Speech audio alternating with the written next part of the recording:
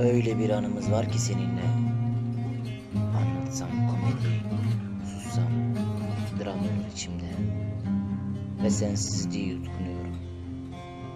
Dolanıp duruyor sözcükler dilime. Bugün güneş girmedi penceremden.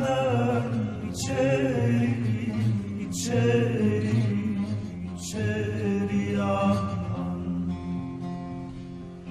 O sürmene araklı pazar hopar.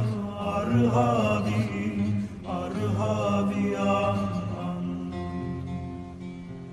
O sürmene araklı pazar hopar. Arhabi, arhabi yaman.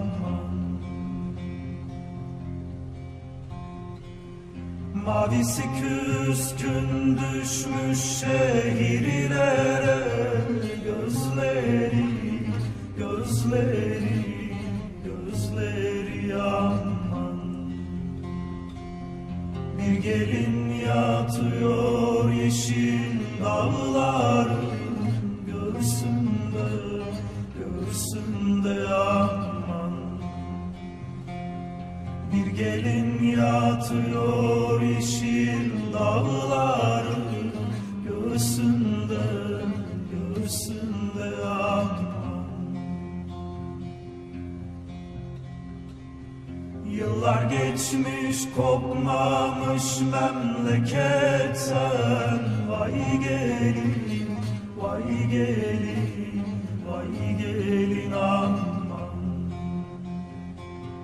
Çaya fındığa bakmış güzeller güler. Öpüleydim, öpülesiydim. Çaya fındığa bakmış güzeller. Öpüleydim, öpülesiydim.